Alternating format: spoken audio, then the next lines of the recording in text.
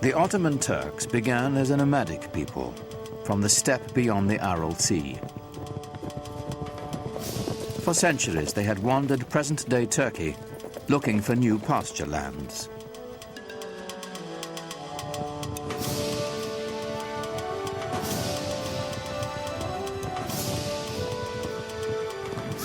Muslim sultans had enlisted them as mercenaries to fight off the Mongol hordes. But in the upheaval following the Mongol invasion, the Turks began to stake out their own territorial claims. From their ranks emerged a warlord of legendary ambition. His name was Osman Bey. It's said that Osman had a miraculous dream of a magical tree whose many branches foretold his siring a powerful lineage. One wonders how much of it is truth, how much of it is legend. It makes a lovely story. And miracles are always more easy to digest than reality. I don't think he realized that he was setting up such a fantastic dynasty, a dynasty that was to rule the crucial link between three continents. The followers of Osman became known as Ottomans. They considered themselves warriors for the faith, or Ghazis, whose destiny was to bring Islam to the world. Ghazis were somewhat like freelancers who moved the empire forward either for ideology, theology, or for the sake of pure conquest. They were probably very brave, never thought about themselves or any harm that could come to the group by going into dangerous conditions. But it made the Ottoman Empire almost fearless, going into regions that nobody had been there before. For the early Ottomans, the direction of expansion would always be to the west, for good reason. They could not expand to the east or to the south because those were controlled by their brothers, the Turkoman emirs, the Muslims, and a Muslim should not be fighting against a Muslim, so they said at the time. So the only place he could expand was towards the Christian territories westward. Osman's warriors moved to the north and west across the Anatolian plateau, into territory controlled by the traditional Christian power in the area, the aging Byzantine Empire. By Osman's time, the 1,000-year-old Byzantine Empire was reaching the end of its age, dwindling to an isolated stronghold in Eurasia.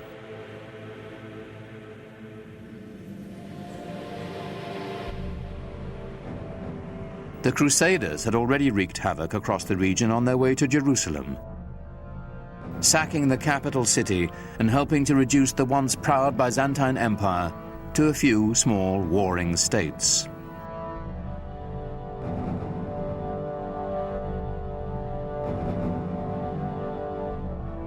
The Ottomans quickly overran these splintered Byzantine factions, uniting northwestern Anatolia into a single domain.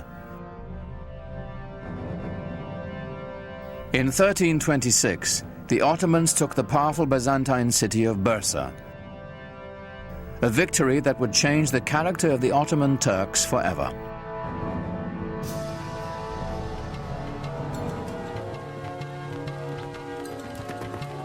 The most important part of Bursa was that it enabled Osman and his descendants to establish a seat of the government. The restless nomads of the steppe would settle down to build an empire. What we're witnessing is this huge demographic event. The movement of a whole civilization from a nomadic way of life to a settled way of life.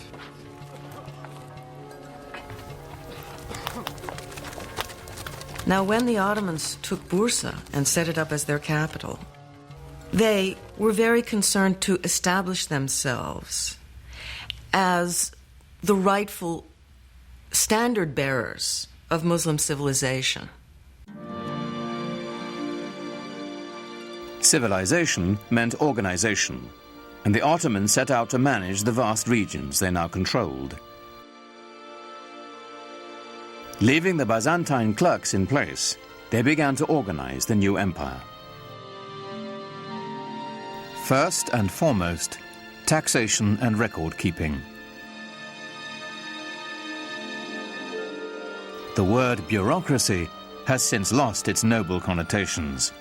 Yet this was a great innovation, as ambitious as any triumph in battle.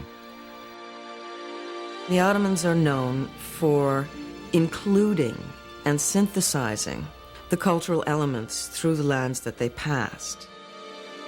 They are known for creating structures by which the peoples who lived there before could carry on their lives and their beliefs in the way that they chose. In fact, the Ottomans had fewer conflicts with their Christian subjects than those of their own faith. Muslim adversaries intent on challenging Ottoman rule. One of the bureaucratic, or let us say management problems facing the Ottomans was that there were still rival Muslim sort of proto-kingdoms around them. I mean, they were conquered by the Ottomans, but they had old grudges to bear. And they had certain claims to dynastic glory of their own. And they were constantly worried about these old Muslim families rising up and creating a rebellion. And so the story goes that they felt it would be imprudent to have the army made up of these sorts of people.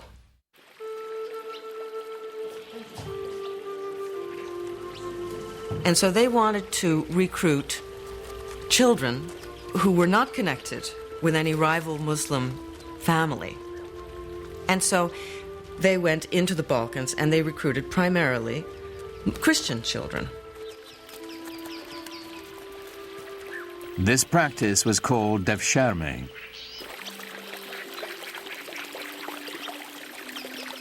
The young boys were technically slaves of the Sultan, but they weren't treated like slaves. First, they were brought into the Muslim faith, taught rituals of washing and prayer, and the Arabic and Ottoman languages. This served a political as well as a religious purpose.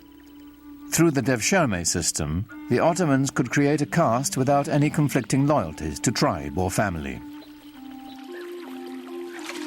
The children had such great future that a lot of the times Turks or even Muslims pretended that their children were Christian-born and would register them with the devshirme officials. The system was so beautiful in that they only had one allegiance, to the Sultan. No family, no region, no other ties. These children were then given the best possible education available in the world, perhaps, at the time.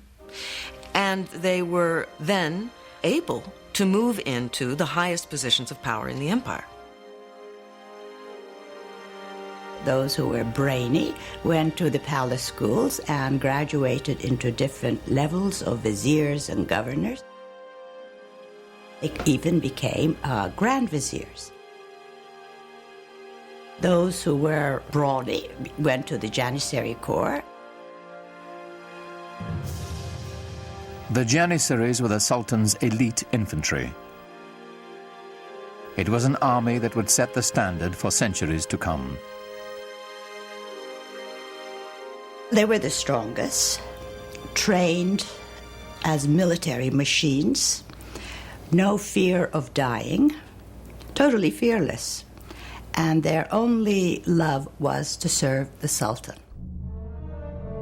They were trained with all the precision and discipline, pomp and circumstance of a modern army. For the first time, an army wore uniforms and went into battle to the accompaniment of a military band. The Janissaries were the most feared troops in the Western world, a force that was worthy of this new Islamic empire and its restless visions of conquest.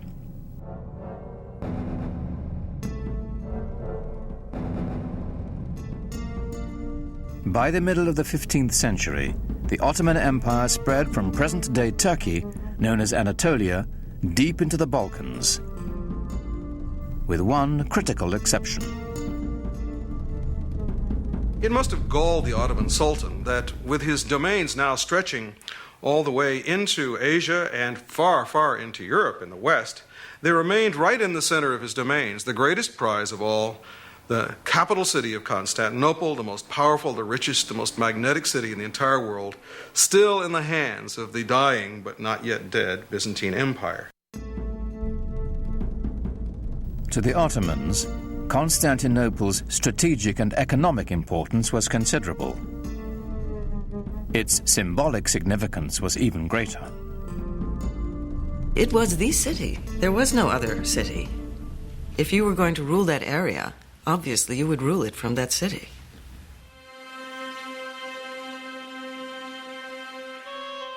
It's said that the goal of laying claim to Constantinople was decreed by Muhammad himself. Every Ottoman ruler since Osman had wanted to seize the city, but it had always remained firmly in Christian hands.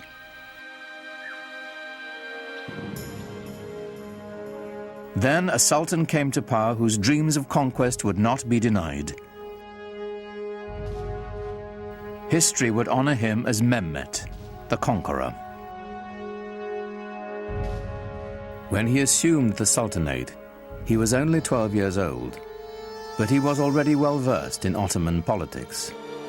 To remove any threat of competition for power, he had his half-brother strangled. The empire always meant everything, more so than the family. In order to stop the empire from splitting, as had happened to other Turkish dynasties ruling the Islamic world, when a young man became sultan upon the death of his father, all the other brothers had to be eliminated. This prevented segmentation of the empire. It may have been cruel, but it worked for the Ottomans. When on the death of his father he finally then took over, it meant an enormous change in the policy and direction of the Ottoman Empire, in the direction of a much greater energy. Mehmet immediately set his sights on the one prize as grand as his ambitions. Mehmet had to conquer Constantinople. There was no other choice. Constantinople was sitting like a perfect gem or a perfect fruit waiting to be picked. By the middle of the 15th century, the city was a shadow of its former self. The population had plummeted from 400,000 to a mere 50,000. But a besieging army